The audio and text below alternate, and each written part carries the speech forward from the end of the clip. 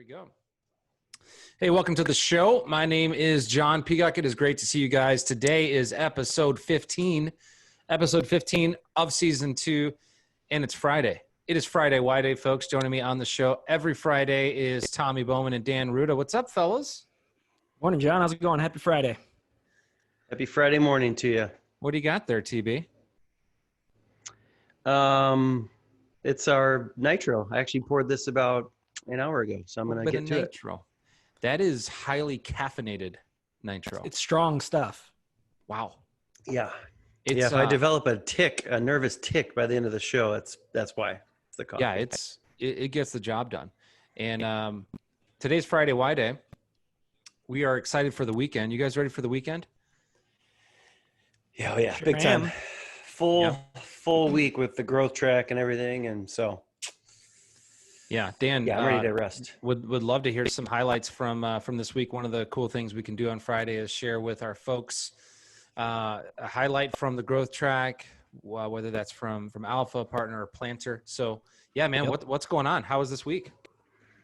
Yeah, it was good. It was a full week. We started Monday with the planter course. And so in there, one of the things that's really cool is Tommy and I, we've now led this course, the content of this course for years. And what we keep saying every single time, what we keep saying every single time we run the course is it's so cool how much more normal and ready people are. And so even this week, it's week 2 of the planter course. And we had Megan Kyle, who's from the District 12 missional community, come in and share some stories about what her missional community is doing and how she's growing spiritually and what God's doing in and through their missional community. And we just had them share for like 5 minutes at their tables what was something that stood out to you. And one of the guys in the planter course was just like, I'm surprised at how easy and normal every day it sounds. They're just like, here's our people group. What's the normal next thing that we'd kind of already be doing in our life? Because they have all kids in that school district. And so he's like, often I go to this, like, what's this grand thing we got to pull off? And he's like, I'm surprised at how normal it can be. So that's just a light bulb that went on quick and early. And so we're like, awesome. That's so great. Because it could be normal, everyday stuff. And then, great night at the partner course on Tuesday night. It was all around being filled with the Holy Spirit. And so God showed up big time. There was tons of great prayer that happened during kind of the prayer ministry part. And then Alpha on Wednesday was awesome. I mean, we had people in the building. You ran Alpha for your first time at your homes. We've got another one kicking off tonight, 20-somethings in Keeneyville running Alpha. That's great. Connie Benhart and some friends are heading that up. So yeah, just all around. I mean, last Wednesday night as a Alpha team, we were praying as a team. I was like, hey, let's just pray. We got Alpha in Spanish running. We got Alpha in the building. We got Alpha online. We got Alpha in home. So just like lots of movement stuff happening. Love it. Alpha everywhere. Talk of the town, baby. We're on our way. TB, good. How you doing, guy? How's your week been? Yeah, good. Yeah, like your guys is pretty full. I was at partner planter and I did Alpha last night with Wednesday night with our neighbors. Awesome. It was so much fun. And then Dan mentioned the partner course. We did prayer ministry time, and a guy in our church, Sean Warner, just turned to a guy next to him and said, how can I pray for you? He's like, I've had arthritis in my knees forever. And the guy emailed in. He's like, can you send this to Sean, the guy that prayed with me? Because I came out of bed this morning for the first time. So this would have been, Thursday morning. He's like, I came out of bed for the first time with no pain in my knees in like 20 years. So cool to see God show up in his healing power. And Wow. So yeah, Man, good week. That's so encouraging. I love it. Folks right now are watching live on 2 different platforms, Facebook or wearemission.online. And I would just be interested if you are watching and you're part of the growth track, let me know, because I'll look back through the comments. Which course are you taking this fall? I'd love to know how you're growing intentionally. And so obviously your options are Alpha, partner, or planter. I'd love to see that. And I love when we have a little bit of interaction. It's fun. It's very fun. So today is Friday Y Day, and we focus the content on Fridays all around the mission, vision, and values of our church. And so the past 4 weeks, we were talking about a statement from the last book we were going through as a staff.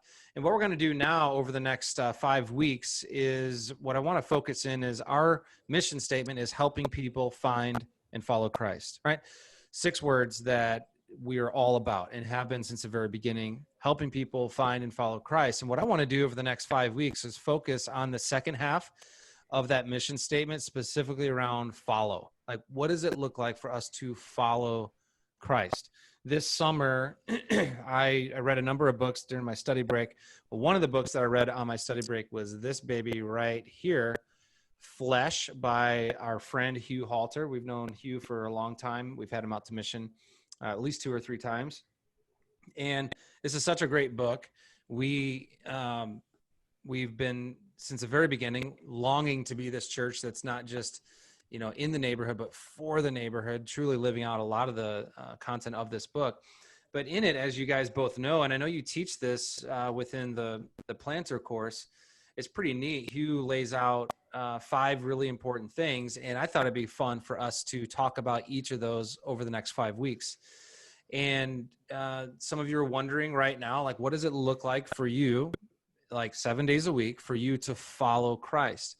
Perhaps you've heard of the words where Paul says to some of his friends, hey, follow me as I follow Christ. Some of you came across the words of Paul to the church at Ephesus. I believe it's Ephesians 5:1-2, as God's dearly loved people, beloved people, God's holy people.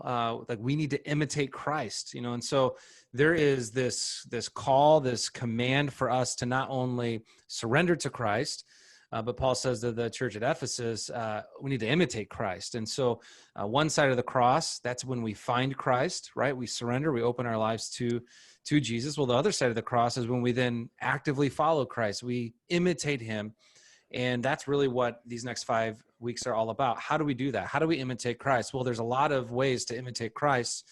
What I like, and I know you guys like, is how Hugh breaks it down into these 5 things. I got a little chart there, and what those 5 words that was quick is incarnation, reputation, conversation, confrontation, and transformation. And so I thought those 5 would be great for us as we think about what does it look like for us to follow. Well, it certainly begins with incarnation. And so that's where we're going to begin our content today. Incarnation. If you're wondering, what does it look like for you to imitate Christ? Well, Jesus, as it says in John chapter 1, verse 14, Jesus moved out of heaven and into the neighborhood. Flesh and blood came here to earth and tabernacled among us, lived among us. And so this begins with incarnation. So I'd love for you guys to share some of your thoughts, some of what you even teach within the Partner and Planter course, specifically when it comes to incarnation. Go ahead, Dan. I love it. Yeah, heavy, big word, like incarnation, incarnate, but you just mentioned it, John 1:14. Love it. And the 2 things that you said pretty quickly there, I just think are so cool. The word talking about Jesus became flesh. Yeah. And the Message translation, it says moved into the neighborhood. NIV, I think, says like made his dwelling among us, that he tabernacled, he set up shop. He put on flesh and he set up shop among the people that he came to seek and save. And so I think this, like you said, there's a saved and sent invitation. And what stood out to me, even just kind of refreshing, looking back through this flesh content, the first part is this incarnation is, and I wrote it down here so I didn't forget it. This was the thought that came to my mind. Incarnation out first needs a reminder of incarnation down. Mm-hmm. And so for me, as I was reading this, like before we go to incarnation out, and that if you're like me, and I think if you're just a human being and we're really good at striving, doing, behavior modifying, like, okay, so what am I supposed to do? Let's just hit pause and be reminded, every single listener, John be reminded, Tommy be reminded of the incarnation down for you. That is our starting place. Before we incarnate out, we need to be reminded. And I was even going back through this, like tearfully and joyfully of the incarnation down. Jesus for you, if you were the only one. That is what fuels us to incarnate out. That is what motivates us to incarnate out. That is what allows us to mess up as we incarnate down. We have to go back to the incarnation down. Jesus went first. Oh, that's good, man. It's good, man. And because of everything you just said, Hugh talks about this too, but to relieve the pressure valve is if you have Christ in you, right, you are incarnating, whether you know it or not. The question is really, how are you doing it? And so we jump to like, live a missional life. I got to I got to do all this stuff. And we even say in the planter course, missional living is more about and more often a new intention, not a new direction. So like, yeah, maybe you have to cross the world. Maybe you just have to be exactly where you are with way more intention. You know, the thing I love that Hugh talks about in the book is we look at Jesus mostly through the lens of Christmas and Easter. He came, and then 33 years later, he died for us. But he actually lived. Like, he was a boy. He ate meals. He had parents. He probably ran around with his buddies and scraped his knee. Like, he was a person. Get a job. That's what and that's literally what incarnating is. It's just being the embodiment of who we are. We also say, I think we said this night one, like, you don't live a missional life or get in a missional community to become like Jesus. You are like Jesus. He has made you like him. Therefore you do it. It's who you are. It's an identity thing, not an activity thing. So love this book. Love that we're talking about this, but yeah, I think it's helpful. Just simplify it. Like, don't go so much like, what do I got to do? Where do I got to go? It's just like, no, you are Christ. Be incarnate more intentionally where you are. So, yeah. So if you're just hopping in right now, some of you are going to catch this later on YouTube or on the podcast, or perhaps you're catching it live. We're talking about really this incredible model that Hugh Halter presents in his book, Flesh. If you want to read the book along with us, I highly recommend it. Flesh, you can buy it wherever books are sold. It's a great book on, really what it looks like to follow Christ. You could also say this is what it looks like to live out the third value of our church, which is to go missionally. And that certainly begins with incarnation. That's what we're talking about today. It's a big word that really paints this beautiful life that God has for you. And one of the things I've been encouraged about, maybe you could even give us some updates on, guys, is there's so many different ways to incarnate the gospel. There's so many different ways to certainly, imitate Christ in our everyday life. Most are micro, most are things and moments that no one sees, no one writes about, no one hears about. And then there's some other things that they're not as micro. And that's one of the things I'm excited about right now, which are watch parties. And I've been so encouraged hearing stories of folks that are opening up a driveway or a back patio. It's such a great way for you to really live out what we're talking about, to be the flesh and blood within your neighborhood. Any stories come to mind that you guys have heard over the past few weeks of specifically around watch parties and how people are incarnating the gospel on their street? Yeah. One that just came out, we were talking about it as we were celebrating wins as a staff. There's a couple that are in the partner course. And Tommy, correct me if I'm wrong, but I think they're in the Itasca area. And so they sent out a questionnaire to some of the people around the area and just said, hey, would you be interested in a place where you could have conversations around faith? And they got 7 responses back from people who said, we would be interested in having a place where you could talk about faith and hear teachings of Christianity. And so they're like, well, sounds like this is ground zero as an opportunity for us to pilot a watch party. And so they're setting up right there in the Itasca neighborhood area, and they're going to run a watch party for these 7 neighbors that said, we're interested in it. So love that. That's awesome. That just started this week. Yeah. Connie Benhart last night did Alpha, and the incarnation part about it is she's doing it with people she already knows, people she already hangs out with, people she'd probably already be hanging out with on Thursday night. Yeah. She's just adding an intentionality to it. And so I haven't heard how it went, but I know she did that last night. So that's a great example. So way to go, Connie. Yeah, you guys, I know, Tommy, you're hosting Alpha at your house with your neighbors. I'm doing the same on Thursday nights. And I think a lot of times the whole incarnational life, it's not flashy. In many ways, it's kind of what you've been doing, but with a new intention. I think you mentioned that earlier. And, a lot of these neighbors of mine, we're together all the time. We hang out all the time. And so that's not necessarily new. We get together and watch Bears games, among other things. We help each other with our yards. But the new intention is, we're going through the Alpha course together, which has been super cool. And so that's something that's happening right now. And so even just the timing of me reading this book and just kind of coming back, Dan, to what you said of, before we go out, we need to first really, really think on and meditate on how Christ came down. He incarnated.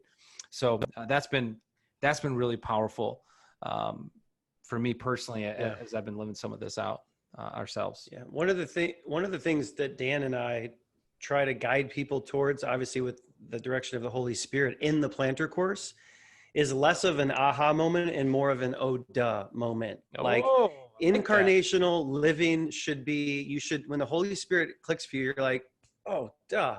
Examples would be, oh my gosh, me and these other friends, our kids play soccer together. So what if we made that soccer team? Me and all these people from Mission, we go to this gym together. What if we, and so Hugh talks about this in the book, you should do the most natural thing. And then he coaches, do not force it, which I couldn't overemphasize more to Christians. If you force it, you will repel people so fast. They're going to pick up on, they're like, that's not you. Just be natural. Like my neighbors and I, when we did Alpha the other night, normally what we would do if we hang out on a Wednesday night, we'd share a bottle of wine. So we did that because that's what we always do. If I all of a sudden change the game, they'd be like, why are you acting so weird? So just be good, man. Just be natural. Don't force it. I love that. As folks are watching, they're wondering like, man, what does it look like to start? It's, as you said, Tommy, more of a, oh, duh, than a aha. Yeah. That's good. It's probably right in front of your face right now. You've just, and I did it too. We overcomplicate it and you just totally miss what's right in front of you. I remember we shared a missional community. Yeah, go ahead. I'll just say, why do you guys think that a lot of times we miss the oh duh kind of opportunities that are right in front of our face? Any thoughts on why we might miss those? Yeah, I mean, I've seen it before. I've done this and I've seen it before. I think we run to putting something on, like we run to putting a program on or running a project when the heart of incarnation is a people-focused thing. People aren't projects and people aren't programs. So we often overlook the people literally right in front of our faces. And if anyone's wondering, like, does this apply to me? This was very like for Dan and timely in this season of culture. Hugh in this book, he says because of the incarnation, and he mentions 2 Corinthians 5:16, which in verse 15, it's all about Jesus incarnating. So that's the foundation of this whole next verse. And he says, because of the incarnation, it says, from now on, we regard no one from a worldly point of view. And Hugh says here, basically, he paraphrases it, the incarnation means we as individuals have to transcend what we presently think or see about someone right in front of us in the moment. And so right now, there's a lot of people looking around on Facebook, in conversations, and just going, you're in this camp, you think this way, I've got you pegged, and the incarnation of Jesus invites us to transcend above that and go, I can't look at you the way that I want to. But because Christ is in me, I am invited to now look at you not as the world does. Yeah. And so if you're wondering, how far do I have to go? Look at your spouse, look at your roommate, look at your kids. It's literally right there. That's so good. And you just said it. If you grew up as a Christian or grew up in church like me, this probably happened to you. But I grew up thinking that as you said, Dan, I have to go far and then the results have to be fast. Meaning I grew up hearing about Hudson Taylor and Jim Elliott, all these amazing people, and the word missionary literally meant someone who left the country to share Jesus with someone outside the world. And that's great. That is actually what a missionary does. And then they immediately step right into evangelizing and they get results fast. What I think incarnational looks like is it can be that, but it's more often for us being where you're at, around the people you're at. And it's slow. It's just like living out the story of Jesus, hearing their story. But we want results fast. We think we're supposed to get them fast, but it's not on us. It's the obedience is for us and the outcomes are for God to handle. And we just want to get to the outcomes so fast. So that's why for me, that's been such a deprogramming and reprogramming of, I just have to go across the street and it's going to probably take some time, and that's okay because it's not up to me. So yeah. So good. Good question. So good. I want to say this and then we'll wrap up for this episode. It would be so easy and even quite understandable for you to live this entire fall focusing on you. And as we've been saying as a church, my and me is not the end of Christianity. My and me is a good place to start. We need to live healthy lives. We need, I'm a huge advocate for self-leadership, for counseling, and so on. So it's a good place to start. It's a tragic place to end. And so my and me is not the end of Christianity. Right now, in this time, there is an incredible opportunity for the gospel. And so this is, I think, in many ways why I want us to spend these 5 weeks on this book, really walking through the model that Hugh lays out for us. It begins with incarnation. And I want to finish this episode with this. He writes about this. He says, a thought from Dallas Willard changed how he began to see everything. And here's the thought from Dallas Willard. Dallas once said, Jesus teaches you to live your life as he would live your life. And so what would your life look like if we took that quote to heart? Jesus teaches you to live your life as he would live your life. If he was living your life in your house or apartment or dorm room where you live, what might your life look like? Jesus teaches you to live your life as he would live your life.